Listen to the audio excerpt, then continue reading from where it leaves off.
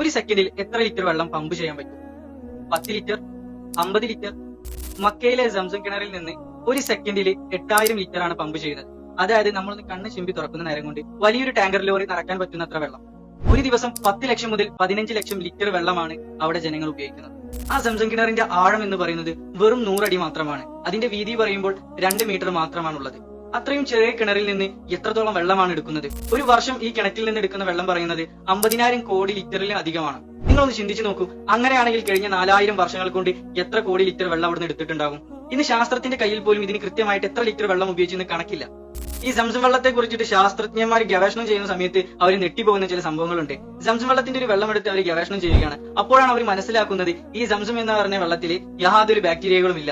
അങ്ങനെയാണ് ഈ വാട്ടറിന് miracle water എന്ന പേര് വരാൻ കാര്യം. നിങ്ങളൊന്ന് ചിന്തിച്ചു നോക്ക്. നമ്മുടെ വീട്ടിൽ ഒരു കിണറുണ്ട്, കുറച്ച് കാലമായിട്ട് ഉപയോഗിക്കാറൊന്നുമില്ല. അപ്പൊ അതിൽ എന്താ സംഭവിക്കുക? പായലുകൾ പൊന്തും. അതുപോലെ തന്നെ വെള്ളത്തിന് ചില സ്മെല്ലുകൾ ഉണ്ടാവും. നിങ്ങളൊന്ന് നോക്കൂ, 4000 വർഷങ്ങൾ കഴിഞ്ഞിട്ട് പോലും ഈ സംസം കിണറ്റിൽ നിന്ന് ഒരു പായലോ ഇന്ന് കണ്ടെത്താൻ സാധിച്ചിട്ടില്ല. ഒരു സ്മെല്ലോ ആ വെള്ളത്തിന് ഉണ്ടായിട്ടില്ല. എന്തൊരു അത്ഭുതമാണ്! സുബ്ഹാനല്ലാഹ്. ശാസ്ത്രം പറയുന്നുണ്ട് ഈ വെള്ളം കുടിക്കുന്നത് കൊണ്ട് നമ്മുടെ ശരീരത്തിന് ഒരുപാട് നേട്ടങ്ങൾ ഉണ്ടാവുന്നുണ്ട്. അതായത് ശരീരത്തിൽ ഉണ്ടാവുന്ന ബാക്ടീരിയകളെല്ലാം നശിപ്പിക്കുന്നുണ്ട്. നിങ്ങൾ മനസ്സിലാക്കേണ്ട മറ്റൊരു കാര്യമുണ്ട്. ഈ സംസം വെള്ളത്തിൽ സോഡിയത്തിന്റെ അളവ് കൂടുതലായതുകൊണ്ട് തന്നെ ഇതിൽ ബാക്ടീരിയകളൊന്നും ഉണ്ടാവുന്നതല്ല. നമ്മുടെ കയ്യിൽ ഒരു ലിറ്റർ സംസം വെള്ളം ഉണ്ട്. അതിന്റെ ഉള്ളിൽ എന്തൊക്കെയാണ് അടങ്ങിയിട്ടുള്ളത്? Sodium 250, potassium 120, chloride 372, calcium 200, magnesium 50, phosphite 0.25. പിന്നെ മുത്തനബി സല്ലല്ലാഹു അലൈഹി വസല്ലം തങ്ങൾ പറഞ്ഞല്ലോ, എന്തുദ്ദേശം വെച്ചിട്ടാണ് ഒരാൾ സംസം വെള്ളം കുടിക്കുന്നത്? അല്ലാഹു സുബ്ഹാനഹു വ തആല പൂർത്തിയാക്കി കൊടുക്കുമെന്ന്.